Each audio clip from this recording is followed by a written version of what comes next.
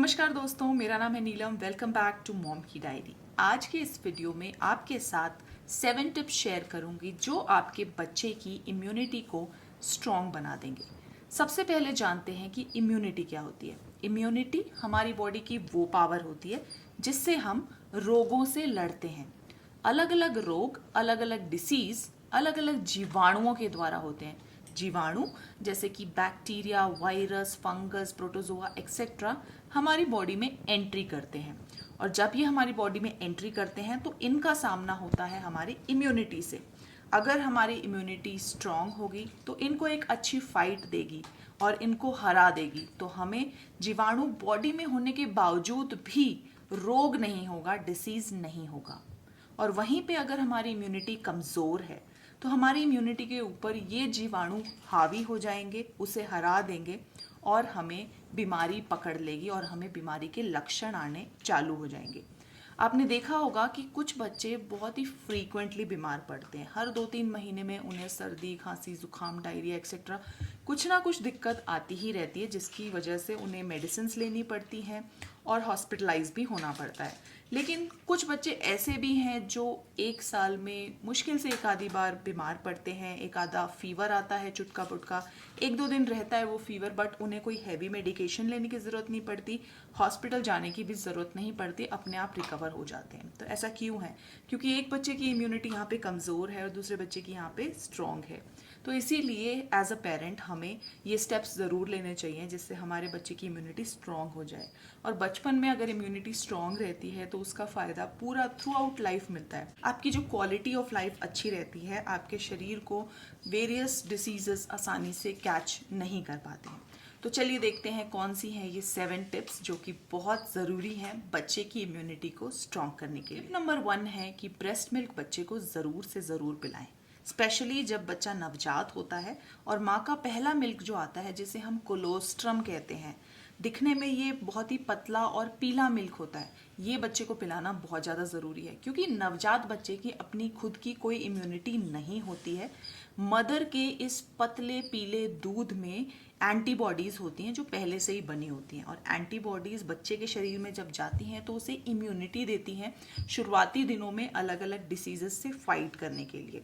इसके अलावा 6 महीने तक एक्सक्लूसिव ब्रेस्ट फीडिंग ज़रूरी है। 1 साल तक कम से कम ब्रेस्ट फीडिंग करवाना ज़रूरी है along with other solid foods. वैसे मदर जितना चाहे उतना ब्रेस्ट फीड करा सकती हैं, जितना ज़्यादा आप ब्रेस्ट फीड कराएंगे उतनी ही बच्चे की इम्यूनिटी अच्छी होती चली जाएगी। टिप नंबर 2 है कि बच्चे को रेनबो फूड्स खिलाने हैं। जैसा रेनबो होता है, सतरंगी रंग होते हैं उसमें, उसी तरीके से अगर आप बच्चे के सारे फूड्स को एक प्लेट में जमा के देखें तो वो एक रेनबो की तरह दिखना चाहिए। यानी कि बच्चे के जो फूड आइटम्स हैं उसमें हरा रंग भी होना चाहिए जैसे कि हरी सब्जियां, पालक, मेथी एक्सेट्रा। येलो कलर भी होना चाहिए जैसे कि केला और कैप्सिकम्स होती हैं येलो कलर्स की। रेड कलर भी होना चाहिए जैसे कि स्ट्रॉबेरी, कैप्सिकम, एप्पल्स। और ऑरेंज कलर भी होना चाहिए जैसे कि कैरेट्स हो गए। तो अलग अलग कलर्स के फूड बच्चे की फूड प्लेट में होने चाहिए। इसीलिए यहाँ पे कह रही हूँ कि बच्चे को रेनबो फूड्स खिलाइए। रेनबो फूड्स में एंटीऑक्सीडेंट्स होते हैं और कैरोटीनॉइड्स होते हैं जो बच्चे की इम्यूनिटी को स्ट्रॉन्ग करने में बहुत ही ज़्यादा हेल्प करते हैं। टिप नंबर 3 है कि बच्चे की स्लीप पूरी होनी चाहिए। He should sleep adequately. हर एज के अकॉर्डिंग बच्चे के स्लीप रिक्वायरमेंट्स घटती चली जाती हैं। फॉर एग्जाम्पल, अगर बच्चा 1 साल तक 14 से 16 घंटे सोता है तो 1 से 2 साल के बीच में उसकी स्लीप रिक्वायरमेंट 12 से 14 घंटे की हो जाती है और धीरे धीरे फिर कम हो जाती है। तो आपको एज अ पेरेंट इंश्योर करना है कि जितनी भी बच्चे की एज है उस हिसाब से वो उतने घंटे सो रहा है, और जितनी भी देर सो रहा है तो वो स्लीप उसकी बिल्कुल डिस्टर्बेंस लेस होनी चाहिए। कई घरों में बहुत ही नॉइजी इन्वायरमेंट होता है और लोग केयर नहीं करते कि बच्चा सो रहा है, तो वैसा बिल्कुल नहीं होना चाहिए। क्योंकि स्टडीज़ में पाया गया है कि जब हम सोते हैं, जब बच्चा सोता है तो उसकी इम्यूनिटी और बेहतर काम करती है। आगे बढ़ते हैं टिप नंबर 4 की तरफ। अच्छा खाना हो गया, अच्छा सोना हो गया, उसके साथ साथ बहुत ही ज़्यादा ज़रूरी है अच्छा खेलना। तो फिजिकल प्ले बहुत ज़्यादा ज़रूरी है। मैं आपको एडवाइस करूंगी कि कम से कम सुबह आधा घंटे बच्चे को कुछ ना कुछ फिजिकल प्ले में इंडल्ज करिए और शाम को भी आधा घंटा इंडल्ज करिए। ऐसा करके पूरे दिन में 1 घंटा बच्चा अगर फिजिकल प्ले करता है तो उसकी इम्यूनिटी बेटर और स्मूथ फंक्शन करती है।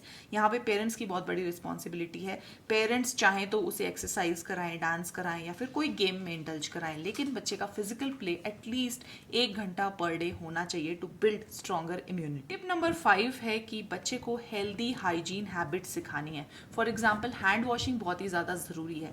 बहुत सारे जो जीवाणु होते हैं, जर्म्स होते हैं, वो हमारे हैंड्स के थ्रू हमारे माउथ में एंटर करते हैं और हमारे छोटे छोटे बच्चों को बीमारियों से अफेक्ट कर देते हैं। इसीलिए खाने से पहले हाथ धोना बहुत ज़्यादा ज़रूरी है। बच्चे को वॉशरूम आने के बाद भी हैंड वॉश कराना सिखाएं। हैंड वॉश तो ऐसी चीज़ है जो उसकी हैबिट में जितना जल्दी आ जाए उतना अच्छा है।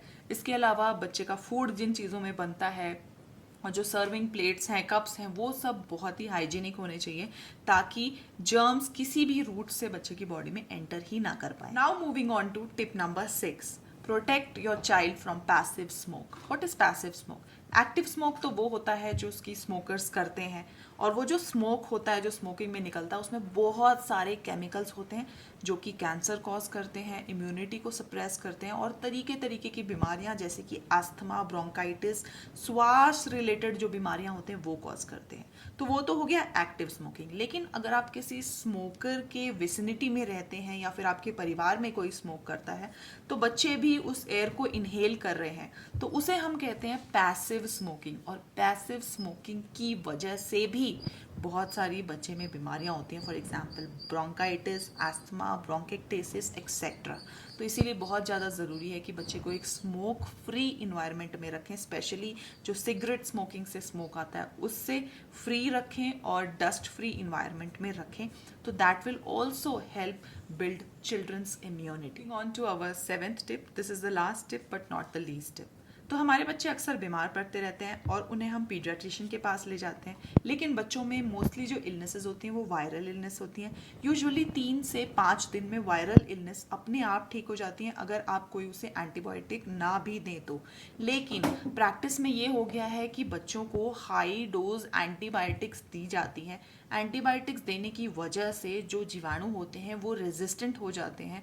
तो इसीलिए ज़रूरी है कि बच्चों की छोटी मोटी कोल्ड, कफ, डायरियल जैसी इलनेसेस के लिए आप जल्दी से हाई डोज स्ट्रॉन्ग एंटीबायोटिक्स बिल्कुल ना दें। इससे बच्चे की बॉडी को नुकसान होता है और साथ ही साथ हमारे जीवाणु रेजिस्टेंट हो जाते हैं, जिसकी वजह से एंटीबायोटिक्स काम करना बंद कर देती हैं। बहुत ही कॉमनली बच्चों को एमॉक्सिसिलिन, एजिथ्रोमाइसिन, रॉक्सिथ्रोमाइसिन, सब हाई पावर एंटीबायोटिक्स बच्चे को ऐसे ही ओटीसी दे देते हैं, ओवर द काउंटर दे देते हैं।